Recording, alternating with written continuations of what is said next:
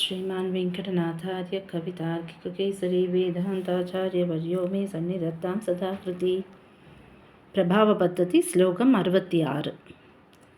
शरणागतशार्थवाहशीलां श्रुतिसीमन्तपदप्रसादनार्हाम् अधिरङ्गमुपास्महे मुरारेः महनीयां तपनीयपादुके त्वाम्. பதப்பதார்த்தம் முராரேகே பெருமாளுடைய தபனீய பாதுகே வாராய் தங்கமயமான பாதுகையே, சரணாகத பெருமாளையே உபாயமாக நம்பியவர்களுடைய, சார்த்த கூட்டத்தினுடைய, வாக அழைத்து கொண்டு போவதை, ஷீலாம் ஸ்வபாவமாக உடைத்தாயிருப்பவளும், ஸ்ருதி வேதங்களுடைய, சீமந்த பத வகுட்டு பிரதேசத்திற்கு, பிரசாதன அலங்காரத்திற்கு, அர்ஹாம் தகுந்தவளாயும், மகனீயாம் பூஜிக்கத் தகுந்தவளாயும் இருக்கின்ற துவாம் உன்னை, அதிரங்கம் ரங்க விமானத்திலே, உபாஸ்மகே தியானிக்கிறோம் அப்படின்னு சாய்க்கிறார். அதாவது போன ஸ்லோகத்தில் நம்ம என்ன பார்த்தோம் அப்படின்னா, இப்போ அந்த வைகுண்டத்துக்கு ஏனியாக இருக்கா பாதுகை அப்படின்றத பார்த்தோம். ஆக நம்மளை அந்த மோட்சத்துக்கு அழைச்சிண்டு போகிறது யாருன்னா பாதுகைன்னு பார்த்தோம்.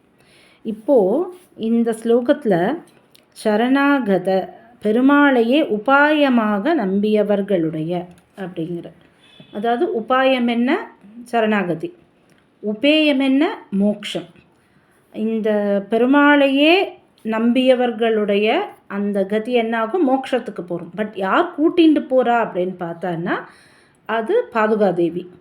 இப்போ பொதுவாக நம்மளோட சம்பிரதாயத்தில் உபாயம் உபேயம் இந்த ரெண்டு நிலைகளும் பெருமாளுக்கு உண்டு.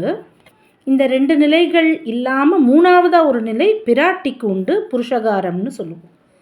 ஆக இந்த ஸ்லோகத்தில் பார்த்தோன்னா உபாயமாக பெருமாள் இருக்கார், உபேயமாக, அதாவது உபாயமாக பெருமாள் இருக்கார்னா பெருமாளுடைய உபாயத்தை நம்பியவர்களுடைய சரணாகதி மூலமாக, உபேயமாக மோட்சத்துக்கு அழைச்சிண்டு போகிறது யார் அப்படின்னா பாதுகாதேவி. அப்படின்னும் போது பெரிய பிராட்டிக்கு சமமானவளாக பாதுகாதேவியை இந்த ஸ்லோகத்தின் மூலமாக சுவாமி சாய்க்கிறார். இதில் இன்னொரு வார்த்தை என்னன்னா தபனீய பாதுகை, தங்கமயமான பாதுகையே அப்படிங்கிறார். இந்த தங்கமயமான அப்படின்னு சொல்லும்போது ஹிரண்யவர்ணாம் ஹரிணின்னு பெரிய பிராட்டிக்கு மகாலட்சுமிக்கு நம்ம அந்த தங்கமயமானவள் அப்படின்னு நம்ம சொல்லுவோம். ஆக தங்கமயமானன்ற வார்த்தையினாலையும் புருஷகாரம் பண்ணுவோம் அப்படிங்கிறதுனாலையும் இந்த இந்த இன்னொரு வார்த்தை என்ன அப்படின்னா சீமந்த பத, ஸ்ருதி சீமந்த பத வேதங்களுடைய வகுட்டு பிரதேசத்திற்கு அலங்காரத்திற்கு தகுந்தவளாயும் அப்படிங்கிறார். அதாவது வேதங்களை ஒரு பொண்ணு ஒரு பெண் ரூபமாக உருவகப்படுத்தினோன்னா அந்த வகுட்டு பிரதேசத்தில் யார் இருப்பா அப்படின்னா நமக்கு வேதங்கள் சொல்கிறதெல்லாம் என்னென்னா பெரிய பிராட்டி மகாலட்சுமி தான் வகுட்டு பிரதேசத்தில் இருக்கான்னு சொல்லுவோம். சாதாரணமாகவே நம்ம பழக்கத்திலேயே கூட நம்ம பார்த்தோன்னா கல்யாணமானவாள் அந்த வகுட்டு பிரதேசத்தில் குங்குமம் வச்சுப்பாள். ஆக இந்த இடம் தாயாருக்கு உரியதான ஒரு இடம் அப்படிங்கிறதுனால இந்த பதப்பிரயோகமும் பாதுகையை தாயாருக்கு ஈக்குவேட் பண்ணி சொல்கிற மாதிரியான பதப்பிரயோகமாகவே இருக்குது.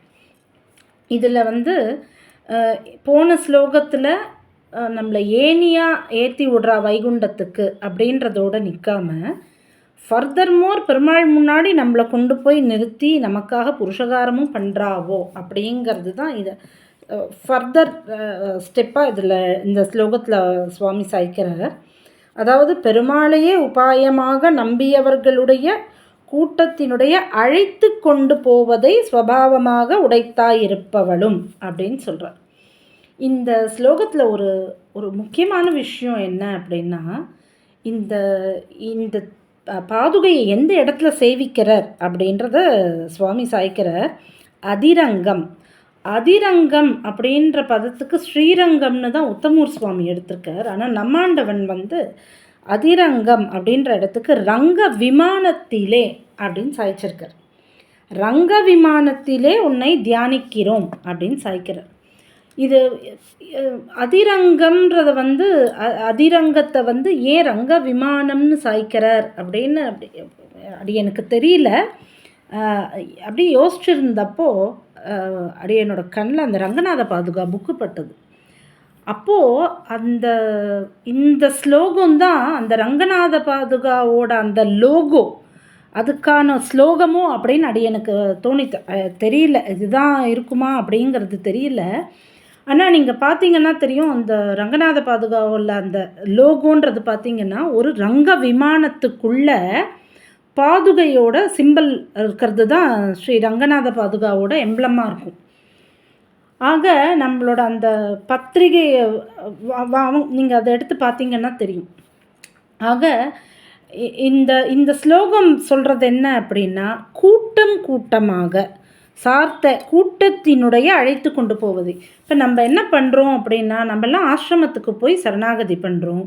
அங்கேருந்து நம்மளை யார் கூட்டிகிட்டு போகிறா? பாதுகை தான் கூட்டிகிட்டு போகிறா பெருமாள் கிட்ட. அப்போது இந்த ஸ்லோகம், இந்த எம்பளம் எதேச்சியாக அதை கண்ணில் படவும், உண்மையிலேயே இந்த ஸ்லோகம்தான் ஒருவேளை அந்த எம்பளத்தை டிசைன் பண்ணுறதுக்கு லோகோக்கான ஒரு இன்ஸ்பிரேஷனாக இருந்திருக்குமோ அப்படின்னு எனக்கு பட்டுது. ஏன்னா அதிரங்கம்ன்றது வந்து ரங்க விமானத்திலேன்னு தான் நம்மாண்டவன் வியாக்கியானமாக இருக்குது. ஆக இது ஆசிரம சிஷ்யர்களுக்கான ரொம்ப முக்கியமான ஸ்லோகம்னு சொல்லலாம். ஏன்னா இது இந்த ரங்கநாத பாதுகாவோட எம்பளத்தை அப்படியே டைரக்டாக குறிக்கிற ஸ்லோகமாக இருக்குது. கூட்டமாக நம்ம எல்லாரையும் சரணாகதி பண்ணுற இடத்துலேருந்து வைகுண்டத்துக்கு அழைச்சிண்டு போகிறது யாருன்னா பாதுகை. அந்த பாதுகை எங்கே இருக்கா? அந்த ரங்க விமானத்தில் இருக்கா. அப்படின்னும்போது இந்த ஸ்லோகத்தின் மூலமாக பெரிய பிராட்டிக்கு சமமாக சுவாமி ஈக்குவேட் பண்ணுறார். ஏன்னா நம்மளை அழைச்சிண்டு போகிறதுன்றது பெரிய பிராட்டியோட அந்த புருஷகாரம்ன்ற அந்த நிலையையும், வகுட்டு பிரதேசத்தில் இருக்கா அப்படின்னு சொல்கிறதுனாலையும், தங்கமயமானவள்னு சொல்கிறதன் மூலமாகவும், இது பெரிய பிராட்டிக்கு சமமானவள் பாதுகாதேவின்னு குறிக்கிற ஸ்லோகமாகவும், நம்ம ஆசிரமத்துடைய ஒரு லோகோவான ரங்க விமானத்தில் இருக்கக்கூடிய பாதுகை தான் நம்மளை வந்து சரணாகதி மார்க்கத்தில் அழைச்சிண்டு போகிறா அப்படிங்கிறதுக்கான ஒரு முக்கியமான ஸ்லோகமாகவும் அமைகிறதடியே. கவிதார்க்கிக சிம்மாய கல்யாண குணசாலினி ஸ்ரீமதே வெங்கடேசாய வேதாந்த குரவே நமஹ.